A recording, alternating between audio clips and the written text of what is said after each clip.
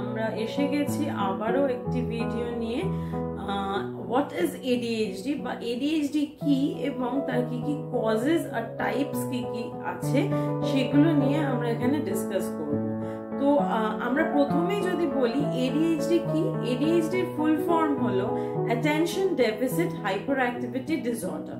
তো attention deficit hyper activity disorder মানে এই কথাটাই আমাদেরকে বলে দিচ্ছে এটার মানে কি।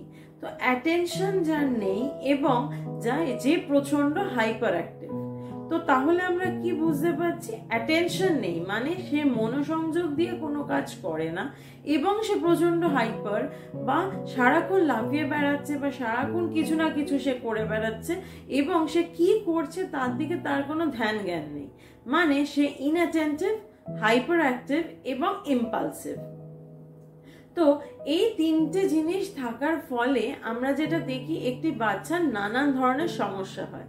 তো এবার এই জিনিসটা কিভাবে হচ্ছে, কি এর উৎপত্তি এবং কি কি ধরনের সমস্যা আমরা ফেস করতে পারি, এই জিনিসটা যখন ধরা পড়ে একটি বাচ্চার মধ্যে বা কখন আমরা বুঝবো যে একটি বাচ্চার মধ্যে এডিএইচডি আছে, সেইগুলো নিয়ে আমরা আজকে এখানে আলোচনা করব।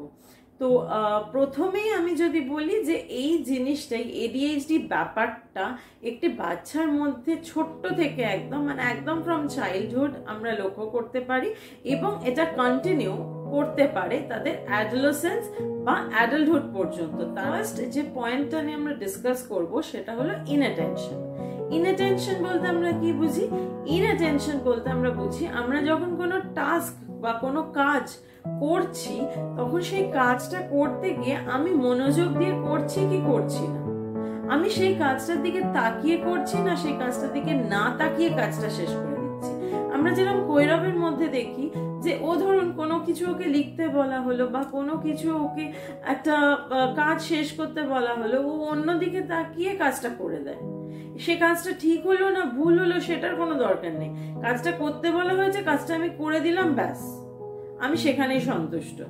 এই জিনিসটা ইনঅ্যাটেন্টিভ বাচ্চাদের মধ্যে বেশি লক্ষ্য করা যায়। এবং আমরা একটা জিনিস দেখি যে এরা যেহেতু অ্যাটেনশন দেয় না, যেহেতু মনোসংযোগ করে না, সেই জন্য এরা ইনস্ট্রাকশন ফলো করতে এদের খুব সমস্যা হয় এবং এরা ভুলভাল কাজ ওই জন্য করে ফেলে বিভিন্ন ক্ষেত্রে। তো যদি আমি কোনো ইনস্ট্রাকশন না শুনি বা আমাকে কি বলছে সেই কথাটাই আমি যদি না শুনি তাহলে আমি কাজটা ঠিক করে করব কিভাবে, তাই না? এই জায়গাটাতে সমস্যাটা তৈরি হয় এই ইনঅ্যাটেন্টিভ বাচ্চাদের ক্ষেত্রে। তো পরবর্তী পয়েন্টের দিকে যদি আমরা যাই তাহলে নেক্সট পয়েন্ট হলো হাইপার অ্যাক্টিভিটি। হাইপার অ্যাক্টিভিটি বলতে আমরা কি বুঝি? মানে সারাক্ষণ দৌড়ে বেড়াচ্ছে, সারাক্ষণ লাফাচ্ছে, হাতে কিছু না কিছু একটা সবসময় চলছে, সারাক্ষণ রেসলেস হয়ে থাকা যাকে বলে।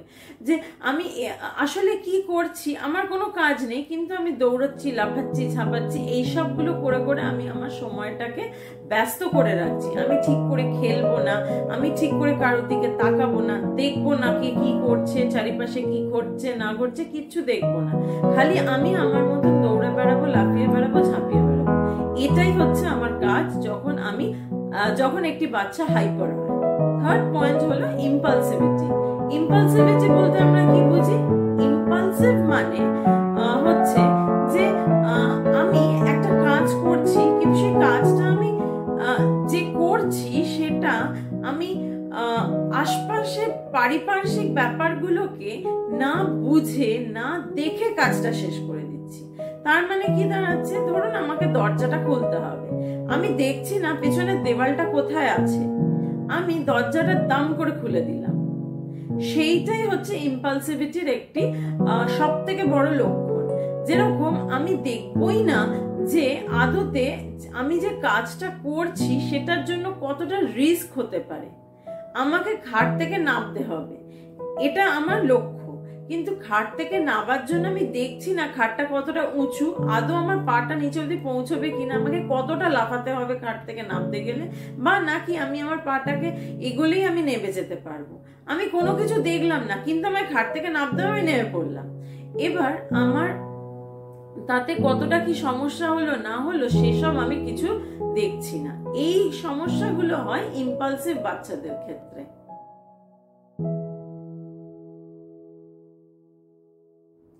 তো তাহলে আমরা কি দেখলাম যে 3 রকমের ADHD হয়।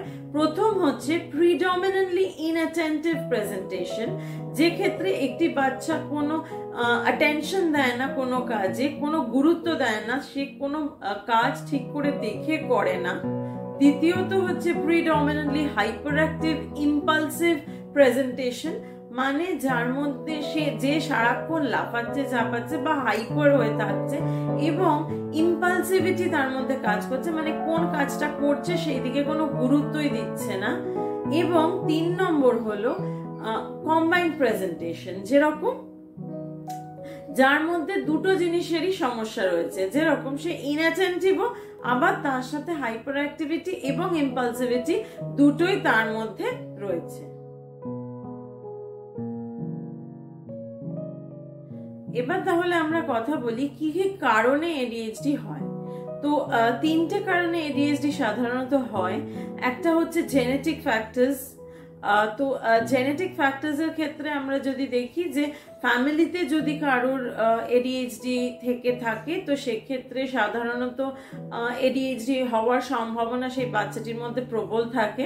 2 নম্বর হলো brain structure and brain functioning, মানে ব্রেনের স্ট্রাকচারে যদি কোনো প্রবলেম থাকে, কোনো যদি সমস্যা থাকে তো সেক্ষেত্রে বাচ্চাটি ইম্পালসিভ বা ইনঅ্যাটেন্টিভ হওয়ার সম্ভাবনাটা অনেকটাই বৃদ্ধি পায়। এবং 3 নম্বর হচ্ছে এনভায়রনমেন্টাল ফ্যাক্টরস, যেরকম একটি মানে পারিপার্শ্বিক বিভিন্ন কারণে একটি বাচ্চার সমস্যা হতে পারে। যেরকম ধরুন যদি বাচ্চাটি প্রিম্যাচিওর বেবি হয়, বা ধরুন বার্থ ওয়েট খুব কম ছিল, এরকম যদি কোনো ব্যাপার থাকে, বা অনেক সময় কি হয় প্রেগন্যান্সির সময় অনেক সময় অনেক রকম সমস্যা হতে পারে, বা যদি কোনো প্রেগনেন্ট মাদার অনেক সময় সিগারেট বা অ্যালকোহল খায়, তখন সেক্ষেত্রে নিকোটিন ইনটেকের জন্য অনেক সময় প্রবলেম হতে পারে। তো এইসব বিভিন্ন সমস্যার কারণে ADHD সাধারণত একটি বাচ্চার মধ্যে আসে। চলুন এবার আমরা একটু আলোচনা করি সবথেকে মূল বিষয়টার উপর, যে এই সমস্যা যদি আমাদের বাচ্চার হয় তাহলে সেক্ষেত্রে আমরা কিভাবে বুঝবো এবং তার ট্রিটমেন্ট কিভাবে করব। তো আমাদের বোঝার জন্য আমাদেরকে লক্ষ্য রাখতে হবে বাচ্চাদের প্রতি, এবং যখনই দেখব যে তার চঞ্চলতা, যে সেই বাচ্চাটির চঞ্চলতা স্বাভাবিকের থেকে একটু বেশি, তখনই আমরা ডাক্তারের সাথে পরামর্শ করব। এবং আমাদের পেডিয়াট্রিককে আমাদের সবার আগে জানানো উচিত যে তার কি কি হচ্ছে, তার বাচ্চা কি কি করছে। তো সে যদি বুঝতে পারে যে তার কোনো সমস্যা আছে বা সে স্বাভাবিকের থেকে একটু বেশি চঞ্চল, সেক্ষেত্রে সে সেই বাচ্চাটিকে কোনো সেন্টারে পাঠাতে পারে এবং সেখান থেকে সেই বাচ্চাটির যে সমস্যা আছে, ADHD আছে কি না, তা সেক্ষেত্রে একটি ADHD বলে একটি টেস্ট হয়, সেই টেস্টটার মাধ্যমে আমরা জানতে পারি যে বাচ্চাটির হাইপার অ্যাক্টিভ কিনা বা তার ADHD সমস্যা আছে কিনা। তো এইটা হলো আপনার ডায়াগনোসিসের ক্ষেত্রে। আর ট্রিটমেন্ট যদি বলেন তাহলে ট্রিটমেন্টের ক্ষেত্রে অনেক রকম ভাবে এই বাচ্চাগুলো ট্রিটমেন্ট করা যায়। আপনারা যদি চান তাহলে বাচ্চাটি একটা সামগ্রিক ভাবে সবকিছু মিলিয়ে একটি ট্রিটমেন্ট করতে পারেন। আমরা যেরকম গৈরবের ক্ষেত্রে করছি, যেরকম আমরা করছি বিহেভিয়ারাল থেরাপি, আমরা করাচ্ছি স্পেশাল এডুকেশন, যেহেতু ওর স্পিচের কিছু সমস্যা আছে আমরা স্পিচ থেরাপি করাচ্ছি ওকে, এবং সব থেকে ইম্পর্টেন্ট হচ্ছে অকুপেশনাল থেরাপি দিচ্ছি আমরা কৈরবকে। তো সবকিছু একটি মিলিত প্রয়াসে আমরা চেষ্টা করছি যাতে কৈরবকে এই সমস্যা, এই ADHD সমস্যা থেকে বের করা যায়। এবং আমরা দেখেছি যে আমরা অনেকটাই ওকে ADHD সমস্যা থেকে রিকভার করাতে পেরেছি। এখনো অনেকটা পথ চলা বাকি, কিন্তু আমরা কিছুটা হলেও ওকে বের করতে পেরেছি এই সমস্যাটা থেকে। একটি বাচ্চার যদি ADHD সমস্যা থাকে এবং আমরা যদি সেটা বুঝতে পারি, তাহলে আমরা প্রথমেই তার ডায়াগনোসিসটা করব, এবং ডায়াগনোসিস করার পরে আমাদের কাজ হচ্ছে প্রপার থেরাপি দেওয়া। কি কি থেরাপি আমরা দিতে পারি? বিহেভিয়ার থেরাপি দিতে পারি, স্পেশাল এডুকেশন, স্পিচ থেরাপি। যদি বাচ্চাটির স্পিচের সমস্যা থাকে, স্পিচের সমস্যা না থাকলে স্পিচ থেরাপি দেওয়ার কোনো প্রয়োজন নেই। এবং আমরা অকুপেশনাল থেরাপি অতি অবশ্যই আমাদের করাতে হবে, এবং তার সাথে যদি কেউ চায় মেডিকেশন দিতে বা মেডিসিন দিতে, সেক্ষেত্রে তারা ডক্টরের পরামর্শ করতে পারেন। আমরা যেরকম ক্লাসিক্যাল হোমিওপ্যাথি করাচ্ছি আমাদের বাচ্চাকে, এবং আমরা অনেক উন্নতি দেখতে পেয়েছি আমাদের বাচ্চার মধ্যে। তো এবার এটা যার যার ব্যাপার, সে কি ধরনের মেডিকেশন দেবে না দেবে।